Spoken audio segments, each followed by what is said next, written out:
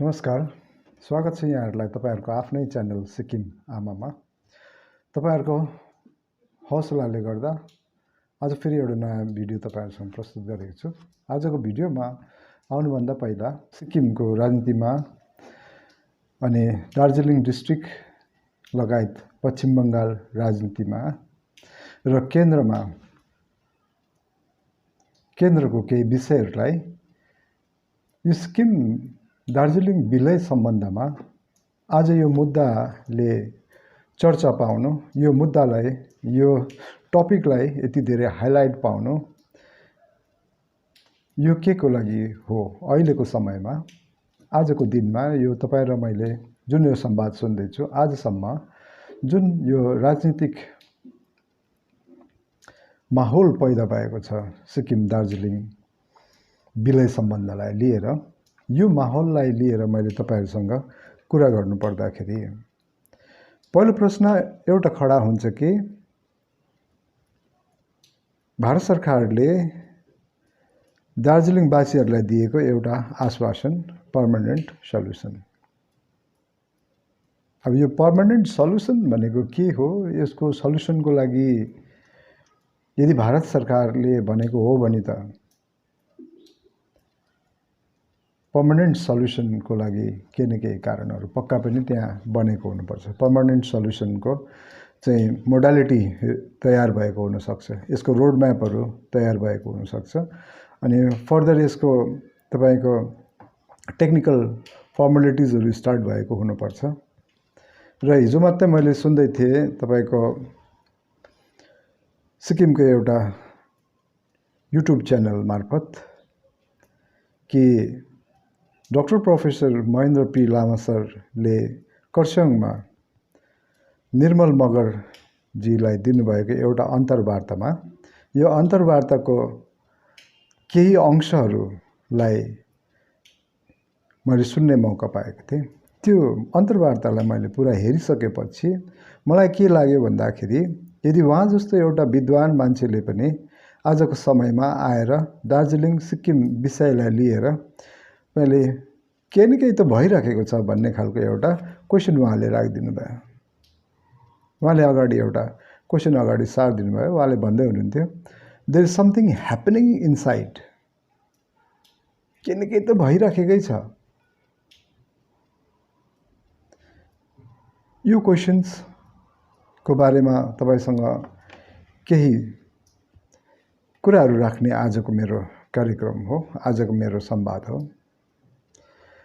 अनि यस सन्दर्भमा सिक्किमको जनताहरुको भनाइ के हुन सक्छ?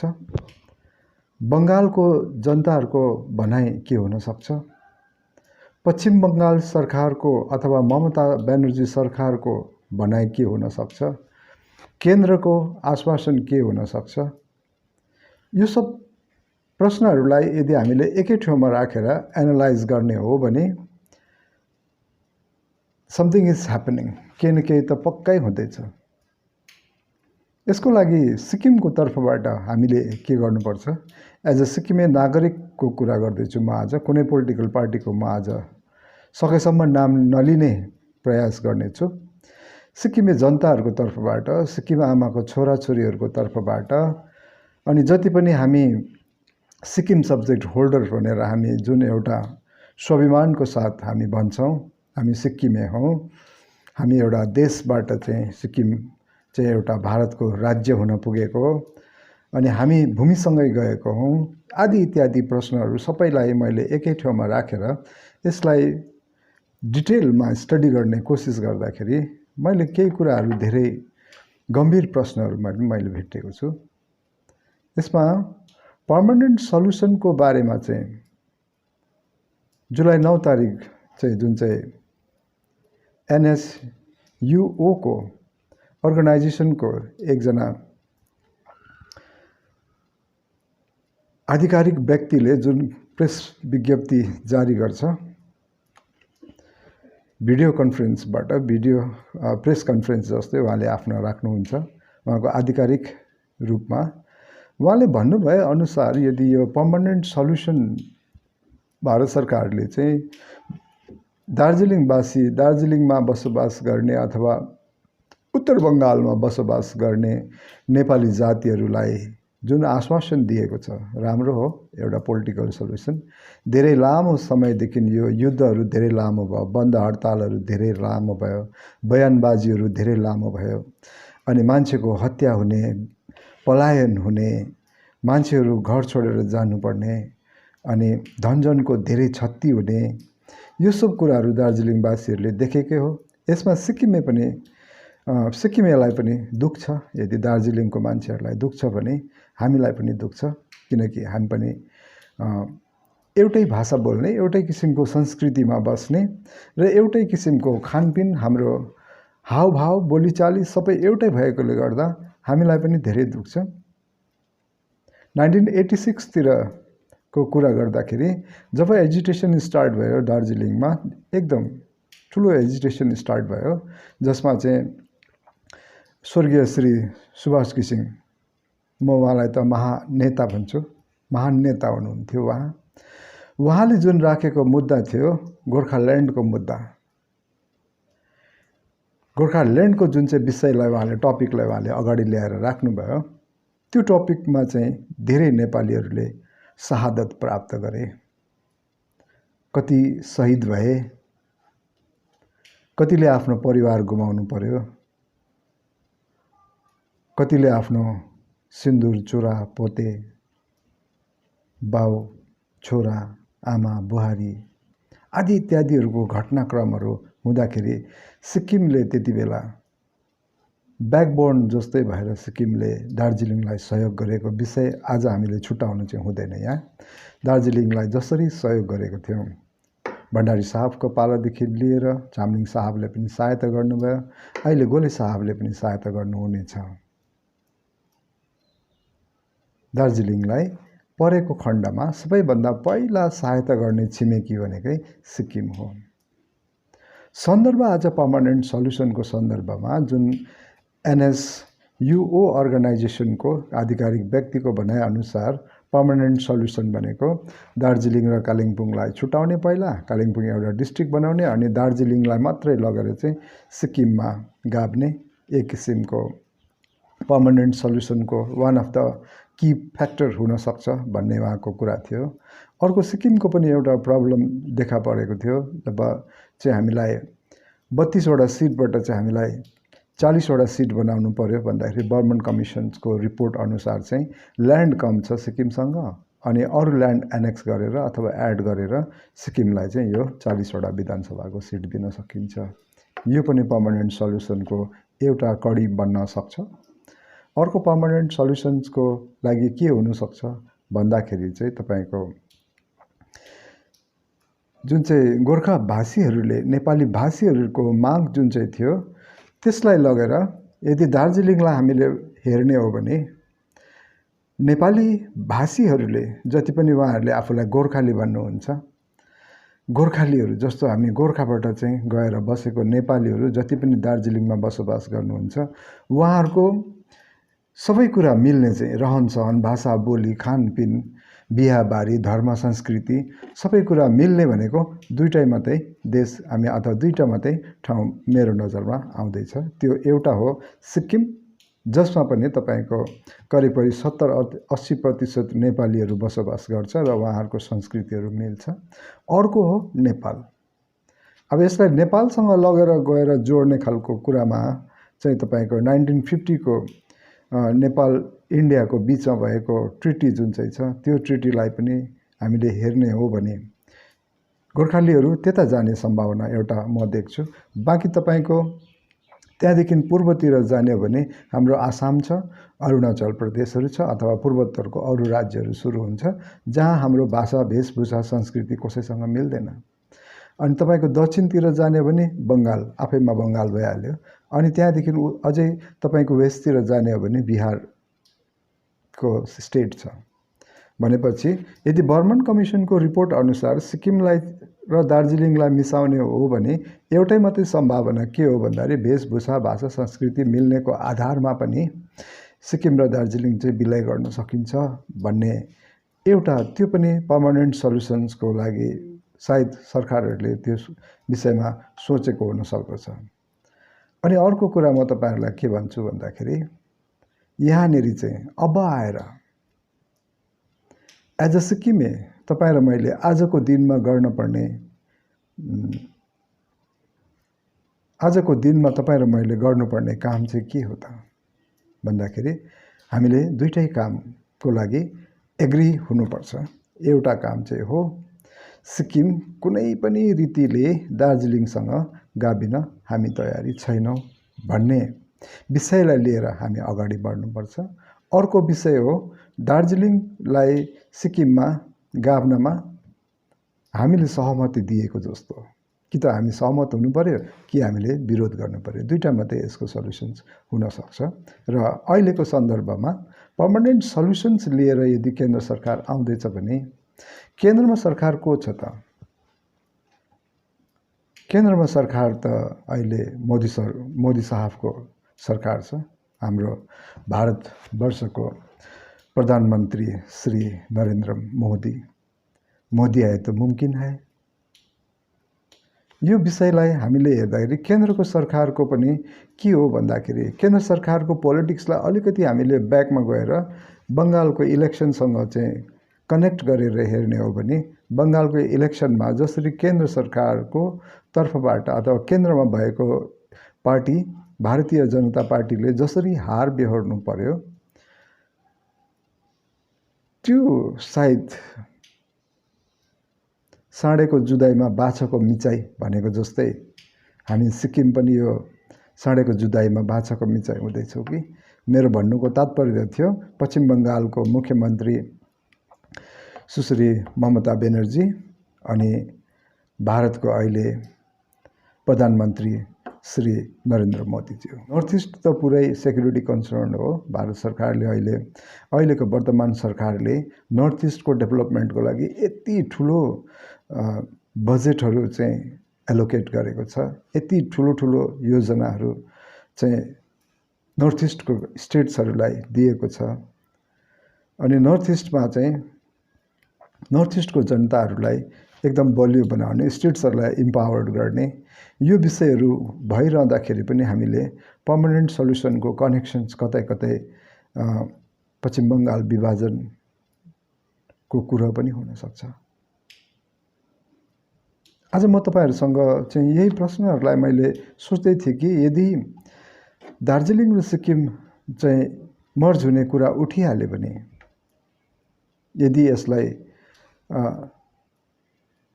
आधिकारिक रूपमा अथोरिटीहरूले यो कुरा लिएर आएर चाहिँ हाम्रो अगाडि राखिदियो, हाम्रो मेन सिक्किमेहरूको अगाडि राखिदियो, तिमीहरू चाहिँ यो स्टेट्ससित चाहिँ तिमीहरूले आफ्नो टेरिटोरी एक्सटेन्ड गर्न सक्छौ, त्यो पछि तिमीहरूको यो हुनेछ भन्ने खालको कुरा ल्याइहाल्यो भने तपाईँ र मैले गर्ने के? अब वाट इज आवर स्ट्यान्ड? अहिलेको प्रेजेन्ट सरकारको स्ट्यान्ड त्यही हो, वी क्यानट डु इट। हामी दार्जिलिङसित कुनै पनि हालतमा मर्ज हुन सक्दैनौँ। एसडिएफ पार्टीको पनि आधिकारिक धारणा यही हो, हामी कुनै पनि हालतमा यो हुन दिँदैनौँ। अनि अरू पनि सिक्किमका ठुला पार्टीहरू छन्, ठुला पार्टीहरूको सबैको नेताहरूको भनाइ यही हो, हामी मर्ज हुन दिँदैनौँ। मर्ज हुन नदिने भन्ने चाहिँ आधिकारिक सिक्किमको धारणा भएको हामी देख्छौँ। तर दार्जिलिङको आधिकारिक धारणा अहिलेसम्म हामीले बुझ्न सकेको छैनौँ।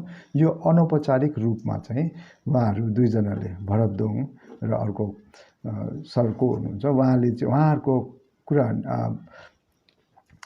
गोर्खा नेसनल कङ्ग्रेसको कुरा मात्रै हो। यो गोर्खा नेसनल कङ्ग्रेस चाहिँ अहिले चाहिँ तपाईँको पोलिटिक्समा पनि त्यति धेरै एक्टिभ हामी देख्दैनौँ। उहाँहरूको त्यति धेरै विधानसभामा सिटहरू पनि छैन, उहाँहरूको त्यति जनाधार पनि छैन।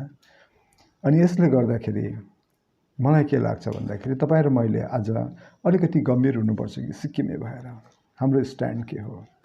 यस्तो कुरामा चाहिँ कुनै कुराहरू यस्तो पनि छ जहाँ सरकारले खुलेर आफ्नो पक्ष राख्न सक्दैन, खुलेर जनतालाई चाहिँ यस्तो गर चाहिँ भन्न सक्दैन। यो नेसनल इस्यु जुन छ, नेसनल सेक्युरिटी कन्सर्नतिर नेसनल इस्युजहरू हुन्छ। कतिपय कुराहरू यस्तो छ जो चाहिँ सिक्किम गभर्मेन्टले चाहेर पनि गर्न सक्दैन, तर एज अ सिटिजन, सिक्किमको सिटिजन भएको नाताले तपाईँ र मैले चाहिँ गर्न सक्छौँ। We are free citizens of free country. हामी एउटा लोकतान्त्रिक देशमा लोकतान्त्रिक जनताहरू हौँ। हामी प्रजातन्त्र पनि त्यतिकै मान्यता दिन्छौँ, लोकतन्त्रलाई पनि त्यतिकै मान्यता दिन्छौँ। लोकतन्त्रको एउटा चाहिँ इम्पोर्टेन्ट फ्याक्टर के हुन्छ भन्दाखेरि will and expiration of the people. The government should make rules and regulations or functions according to the will and aspirations of peoples. यो हो तपाईँको चाहिँ रिपब्लिक भारतको एउटा संविधानले पनि हामीलाई दिएको अधिकार हो। त्यसले गर्दाखेरि साथीहरू, अब हामीले पनि सोच्नुपर्ने बेला आइसकेको छ। हामी अब अर्गनाइज्ड हुँदै गर्नुपर्छ। हामी गाउँ गाउँमा, बस्ती बस्तीमा पोलिटिकल्ली हामी जान नसके पनि तर सोसल अर्गनाइजेसनको रूपमा नन पोलिटिकल अर्गनाइजेसन्सहरू धेरै छ। जस्तो नन पोलिटिकल अर्गनाइजेसन्सको रूपमा हामीले हेर्दाखेरि सिक्किममा यति धेरै युथ क्लबहरू छ। युथ क्लबहरूलाई पनि हामीले एक्टिभेट गर्न सक्छौँ, उहाँहरूलाई स्टिमुलेट गर्न सक्छौँ, उहाँहरूलाई एक किसिमको हामीले प्रोग्राम बनाएर दिन सक्छौँ। This is what you should do, this is what you should aware the people, this is the point in which you should aware the people. हामीले जनजागरुकता अहिले नै जगाउनुपर्छ। अहिलेबाटै हामी यो विषयमा निश्चित भयौँ भने 1974 सालमा जसरी हामी राजाको विरोधमा चाहिँ राजदरबार घेराउ गर्न जान सक्यौँ, राजदरबारलाई हामीले घेरेर राख्यौँ अनि राजालाई हामीले विवश बनाउन सक्यौँ भने आज पनि यदि सिक्किमको जनता चाहिँ एक भएर, राजनीतिक पार्टी होइन, अब अहिले एसडिएफ र एसकेएम भन्ने टाइम छैन। एसडिएफ र एसकेएम भन्ने टाइम छैन। हामी पार्टीगत रूपमा ध्रुवीकृत भयौँ भने, हामी पोलराइज भयौँ भने कसरी हुन्छ? हामी एक एकवटा इन्डिभिजुअल पोलारमा गयो भने कसरी हुन्छ? हामीलाई हुनसक्छ भोलिको दिनमा कुनै एउटा पार्टी विशेष जो सिक्किममा अहिले धेरै नै सक्रिय रूपमा चाहिँ सिक्किममा देखा पर्दैछ, सिक्किमको राजनीतिमा कुनै एउटा पार्टी विशेषको व्यक्तिहरू, धेरै ठुल्ठुलो ओहदामा भएको मान्छेहरूको सिक्किममा आवत जावत बढ्नु, सिक्किमको विकासको कामहरूमा उहाँहरूले पनि धेरै चासो दिनु। विकासको काम गर्नु राम्रो कुरा हो, यसमा म नराम्रो चाहिँ भन्दिनँ, तर त्यो पार्टीको एक्टिभिटिज एकैचोटि बढ्नु। मैले कुन चाहिँ पार्टीलाई चाहिँ पोइन्ट आउट गर्न खोज्दैछु, please be aware of it.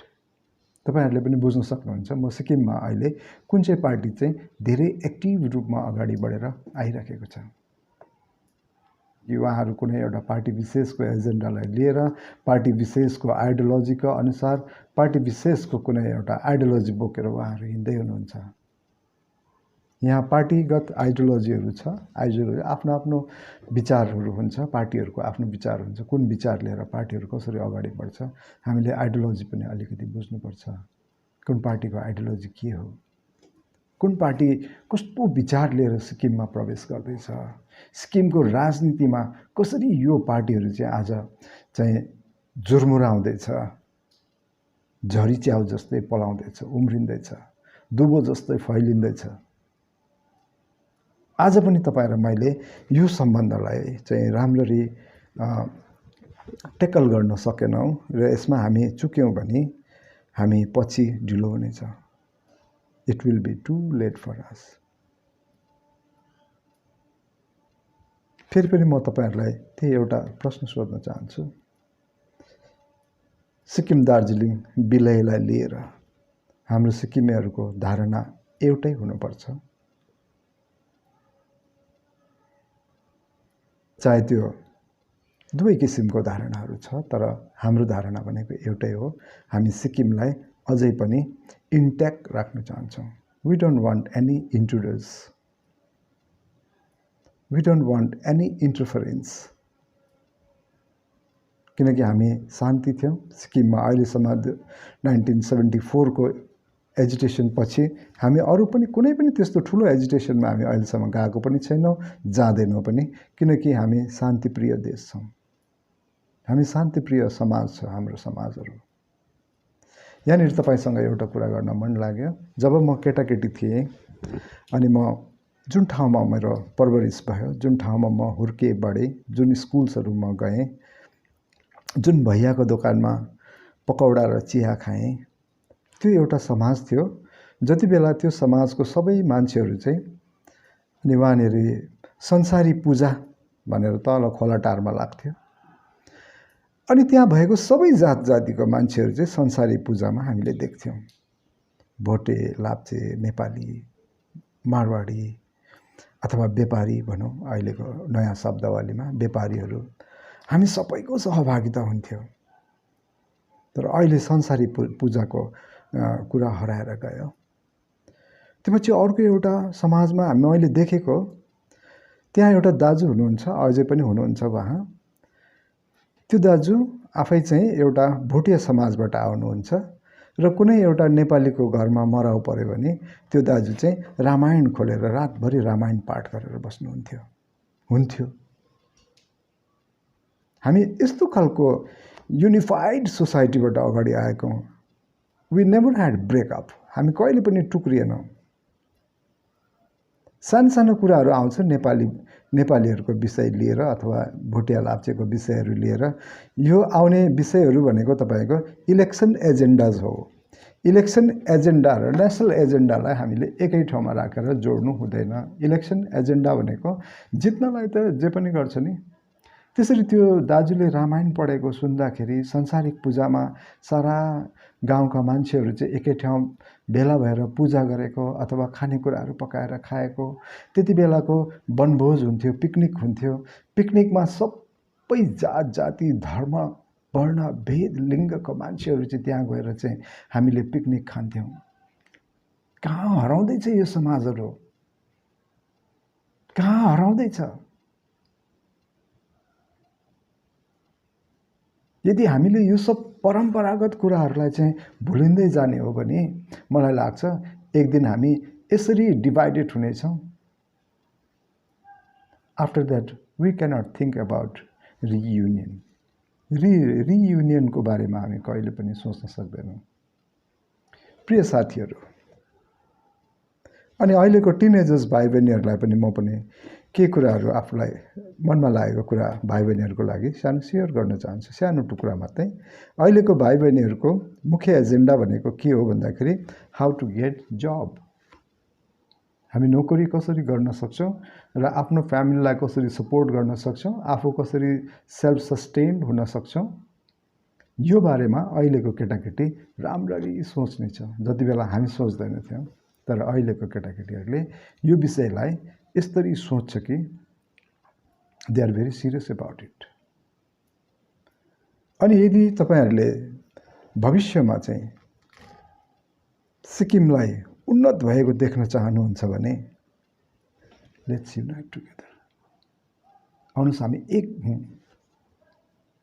बुढा बुढी, केटा केटी, आमा बाउ, बाजे बजै, हामी सबै एक हुनुपर्छ। अहिले सिक्किम बचाउनुपर्छ। पहिला सबभन्दा ठुलो तपाईँ र मलाई, तपाईँ र मैले पाएको भारत सरकारबाट कुनै कुरा छ भने त्यो हो 371 एफ, आर्टिकल 371 एफ हामीले पाएको छौँ। यसलाई बचाएर राख्नुपर्छ। अब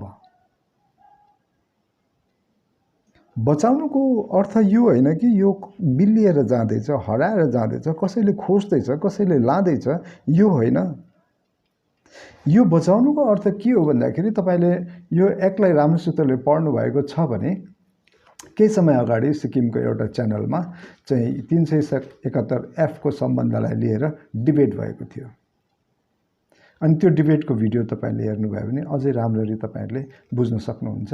त्यहाँनिर एकजना किरण प्रधान सरले र अर्को चाहिँ सिक्किम सुरक्षा समितिको होइन को हो, I'm sorry I फरगट his name, something Tamang, उहाँ हुनुहुन्थ्यो। उहाँहरू दुईजनाको बिचमा भएको डिबेटलाई सुन्यौँ भने त्यहाँबाट हामीले 371 एफलाई चाहिँ एकदम राम्ररी बुझ्न सक्छौँ।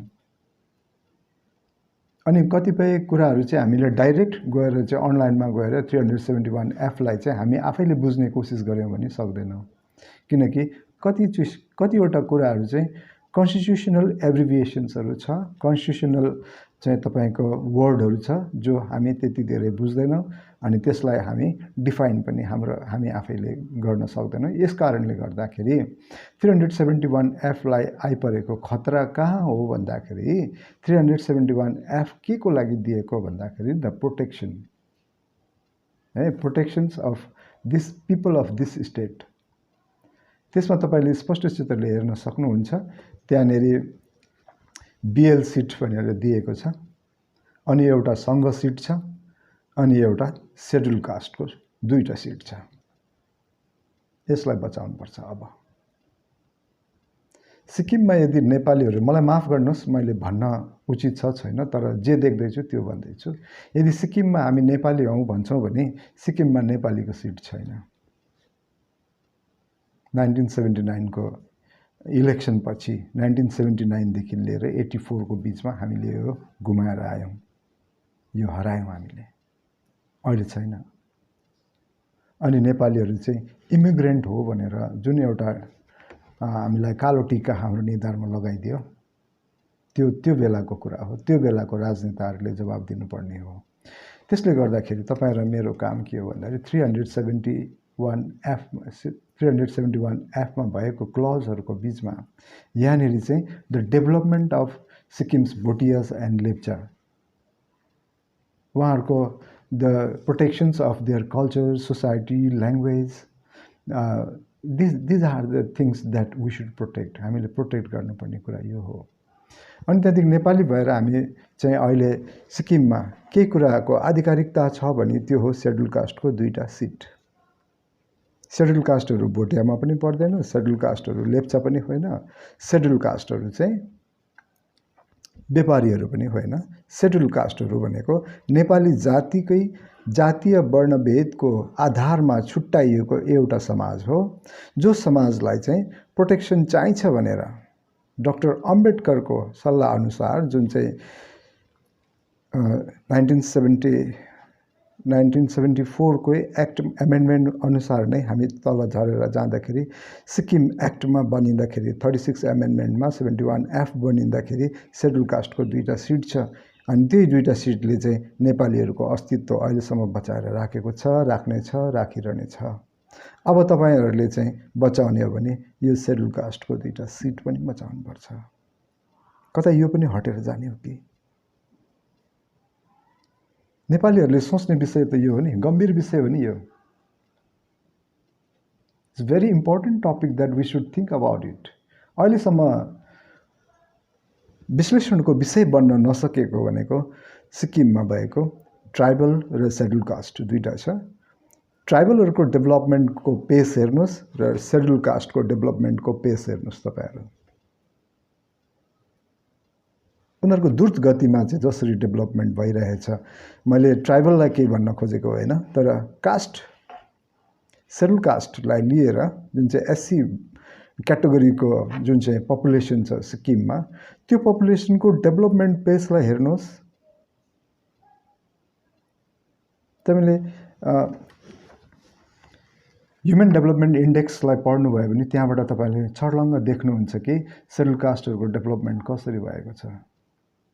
कि यिनीहरूको प्रपर्ली रिजर्भेसन्सहरू भएको छ, प्रपर्ली यिनीहरूले गभर्मेन्ट जब्समा रिजर्भेसन छ